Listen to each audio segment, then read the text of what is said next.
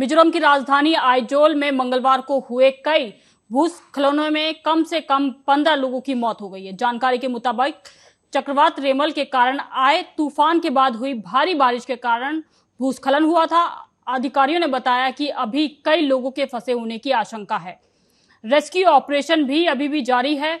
उन्होंने कहा कि इलाके में लगातार बारिश और भूस्खलन के कारण रेस्क्यू ऑपरेशन बंद हो गया था। अधिकारियों ने यह भी बताया कि भूस्खलन के कारण कई हाईवेज और प्रमुख सड़कें भी बंद कर दी गई थी। साथ ही कहा कि हंथर में नेशनल हाईवे 6 पर भूस्खलन के कारण आइजोल का देश के अन्य राज्यों से संपर्क कट गया है। वहीं मिजोरम के मुख्यमंत्री लाल दौमा ने मृतकों के परिवारों के लिए 4 लाख रुपए की अनुग्रह राशि की भी मंजूरी दी है। इसके अलावा खराब मौसम के कारण प्रदेश सरकार ने जरूरी सेवाएं प्रदान करने वाली को छोड़कर सभी स्कूलों, बैंकों, वित्तीय संस्थानों, सार्वजनिक क्षेत्रों के उपक्रमों और सरकारी कार्यालयों को बंद करने का भी आदेश दिया है।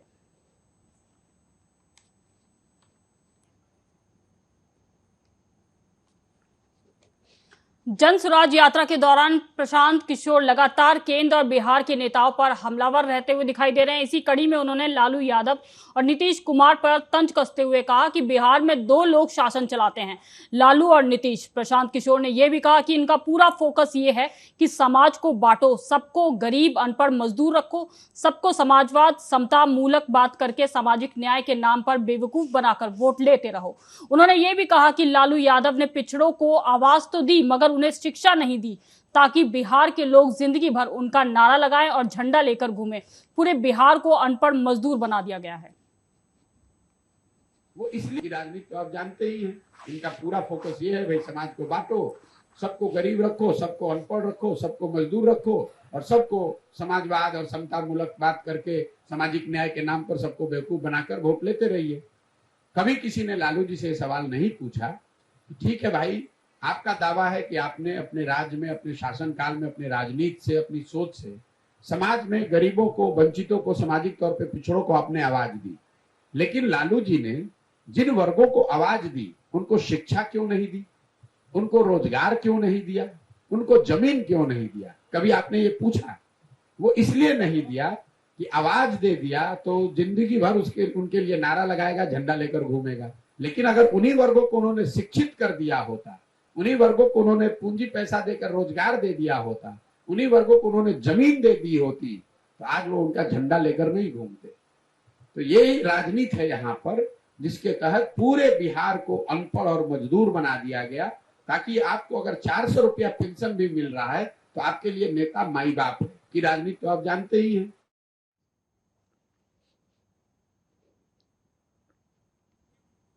डेरा सच्चा सौदा प्रमुख गुरमीत राम रहीम को लेकर बड़ी खबर सामने आई है। पंजाब और हरियाणा हाईकोर्ट ने डेरा प्रमुख और 4 अन्य हत्या मामले में राम रहीम को बरी कर दिया है। रंजीत सिंह हत्या मामले में 5 आरोपियों को बरी कर दिया गया है। पंजाब और हरियाणा हाईकोर्ट ने सीबीआई कोर्ट के फैसले को रद्द करते हुए ये फैसला सुनाया है। दरअसल राम रहीम ने सीबीआई कोर्ट के फैसले के खिलाफ हाईकोर्ट में अपील दायर की थी। सीबीआई कोर्ट ने रेप और केस के 2 हत्याओं के मामले में 2019 में राम रहीम सहित अन्य लोगों को दोषी करार दिया था। बाद में कोर्ट ने 18 अक्टूबर 2021 को राम रहीम और अन्य को रंजीत सिंह की हत्या के मामले में उम्र कैद की सजा भी सुनाई थी।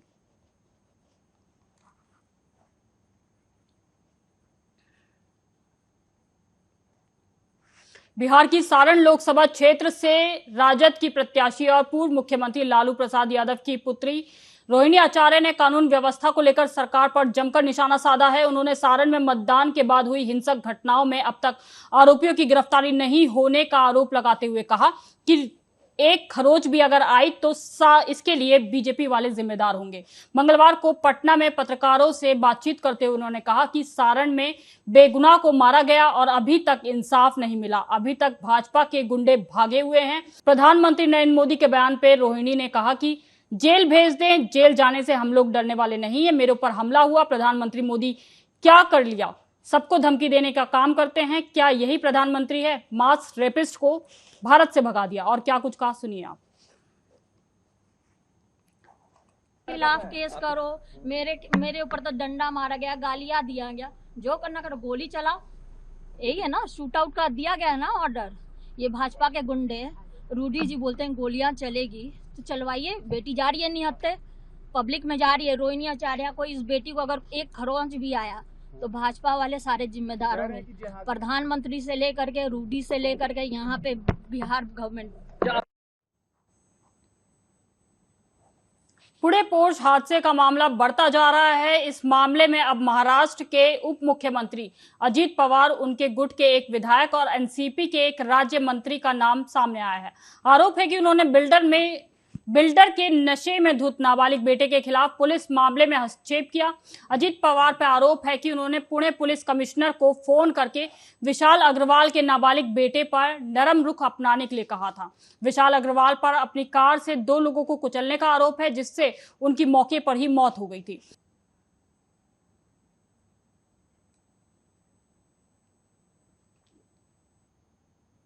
लोकसभा चुनाव 2024 के 7वें चरण यानी लास्ट फेज के तहत 8 राज्यों की 57 लोकसभा सीटों पर 1 जून को मतदान होगा। इससे पहले इस आखिरी राउंड के लिए सभी दलों ने अपनी पूरी ताकत झोंक दी है। एनडीए और इंडिया अलायंस के नेताओं के बीच जुबानी हमले भी तेज हो गए हैं। इस कड़ी में एनडीए प्रत्याशी के लिए चुनाव प्रचार करने पटना पहुंचे मनोज तिवारी ने इंडिया गठबंधन को लेकर बड़ी बात कही है। मनोज तिवारी ने कहा कि 4 जून के बाद इंडिया अलायंस के अंदर ही अंदर खूब लठ बजने वाले हैं। 2024 के चुनाव के बाद राहुल गांधी जी अगले 24 साल तक कुछ भी सोचने के लायक नहीं रहेंगे। मनोज तिवारी ने अमित शाह की तारीफ करते हुए कहा कि वे जो भी कहते हैं वो सोच समझ कर कहते हैं, वे मल्लिकार्जुन खड़गे की तरह बात नहीं करते हैं। बहुत अच्छा माहौल है और सबसे बड़ी बात है, मैं जा रहा हूं पंजाब, जहां कांग्रेस ने कहा है कि बिहार यूपी के लोगों को घुसने नहीं देंगे। आज मैं जाऊंगा और देखता हूं कौन कांग्रेसी है जो हमको घुसने से रोकता है, और मुझे लगता है कि आप लोग भी नजर रखिएगा। हमारी जो आशा है, आज अमृतसर, जालंधर और ये सब में बहुत बड़ी बड़ी सभाएं होने वाली हैं, और जो कांग्रेस बिहार यूपी को इस तरह से उनके सांसदों से बयान दिलवाती है, ऐसे कांग्रेस को बिहार में 1 वोट नहीं मिलना चाहिए। मैं बिहार के लोगों से प्रार्थना करता हूं। ये देखिए, ये कोई गठबंधन है।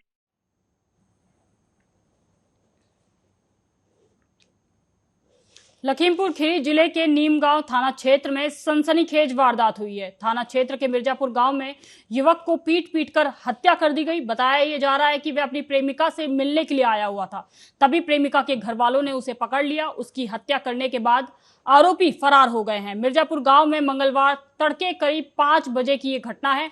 अपनी प्रेमिका से मिलने उसके घर पहुंचे 22 साल के युवक नागेश को युवती के परिजनों ने पकड़ लिया था। आरोपियों ने पीट कर उसकी हत्या कर दी। युवक की हत्या से गांव में अब सनसनी फैल गई है। सूचना के मिलने के बाद नीमगांव थाना पहुंची पुलिस ने छानबीन करते हुए युवक के शव को पोस्टमार्टम के लिए भेज दिया है।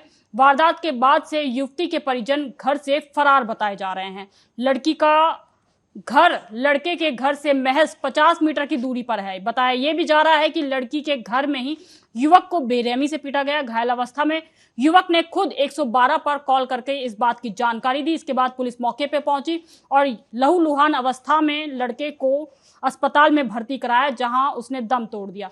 युवक और युवती दोनों एक ही बिरादरी के बताए जा रहे हैं। सीओ और एसओ ने गांव पहुंचकर जांच की। वारदात के बाद से लड़की के घर वाले अब फरार हैं। पुलिस ने तलाश शुरू कर दी है मामले में।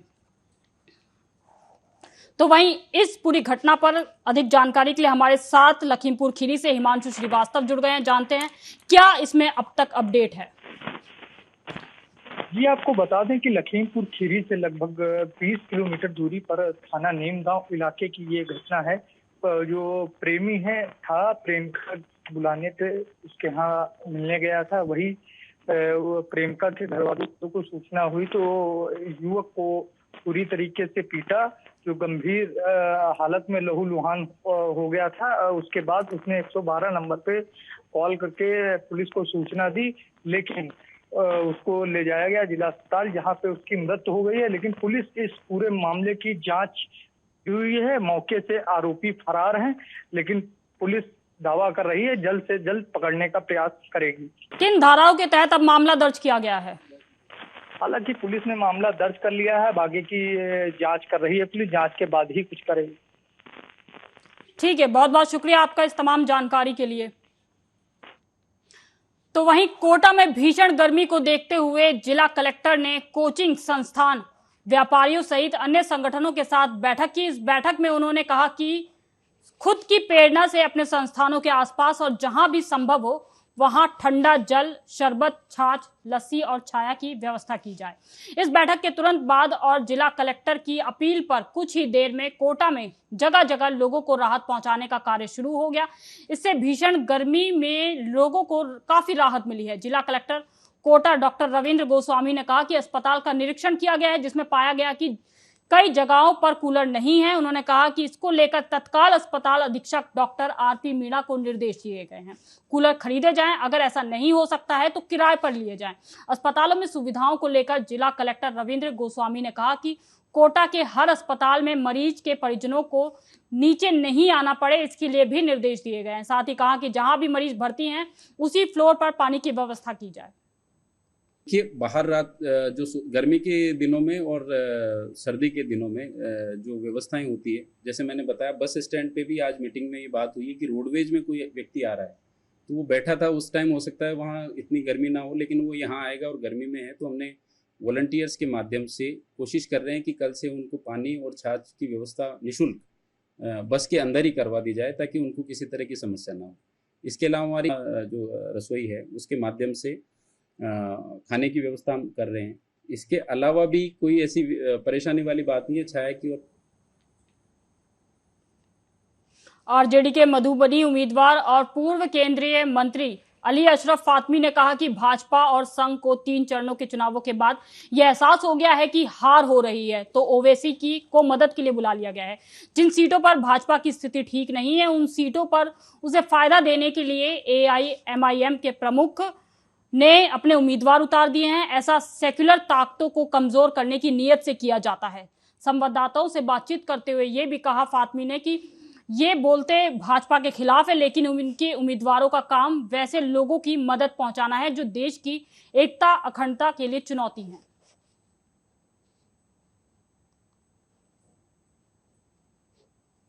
दूसरी तरफ जो चुनाव मैं मधुबनी से राष्ट्रीय जनता दल और इंडिया गठबंधन का उम्मीदवार था, मुझे 6 दिन पहले खबर मिली, इलेक्शन के 6 दिन पहले हमारे मधुबनी के अध्यक्ष जी राम आशीष यादव जी यहाँ मौजूद हैं। मैंने बहुत सारी बातें इनसे भी शेयर नहीं की और उसमें प्लानिंग ये थी, यहाँ के और अपने देश के जो स्टेट होम मिनिस्टर हैं वो गए हुए थे और उनकी प्लानिंग ये थी कि वोटरों को निकलने ही नहीं दो, जो अल्पसंख्यक वोटर हैं उनको नहीं निकलने देना। कितना रेट आप देख लीजिए, उठा के मालूम कर लीजिए, कितने लोगों की पिटाई आप मालूम करिए कि वहां पे जितने भी मामलात इस तरह के हुए कहाँ हुए।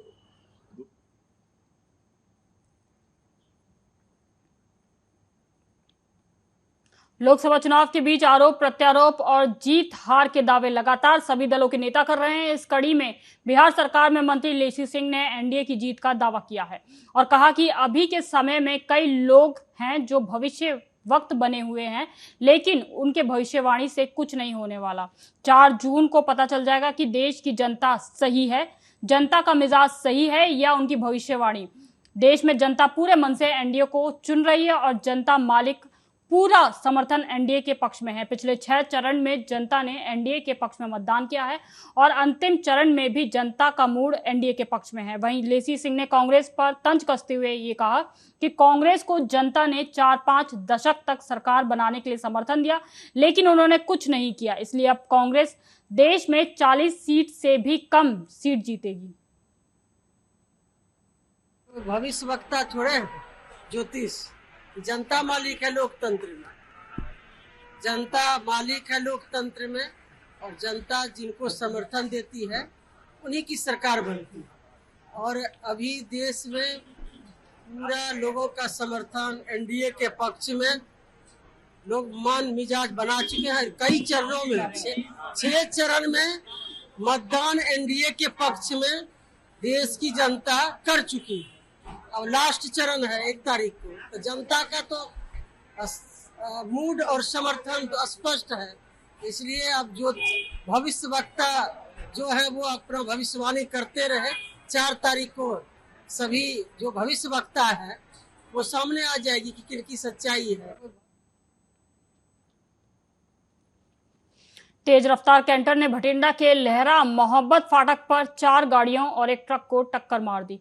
हादसा देर रात 11 बजे का बताया जा रहा है, जब भटिंडा से चंडीगढ़ की ओर जा रहे लोगों को रास्ते में लहरा मोहब्बत फाटक बंद होने की वजह से रुकना पड़ा। तभी अचानक पीछे से एक तेज रफ्तार कैंटर ने गाड़ियों को टक्कर मार दी। हादसा इतना भयानक था कि कई गाड़ियां बुरी तरीके से चकनाचूर हो गई। वहीं रामपुरा के एक डॉक्टर की गाड़ी बीच में आ गई, जिससे उसकी पत्नी गंभीर रूप से घायल हो गई, जिसके बाद उसे चंडीगढ़ अस्पताल में भर्ती कराया गया है। पुलिस ने मौके पर पहुंचकर रास्ता खाली करवाया और मामले की जांच शुरू कर दी है।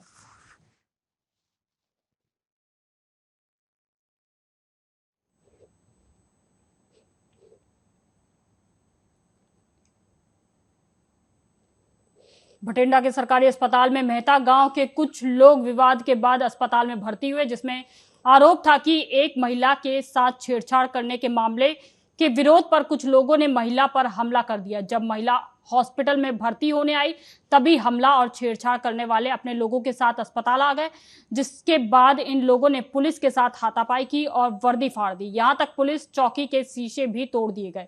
साथ ही अस्पताल स्टाफ के साथ भी बुरा व्यवहार किया गया।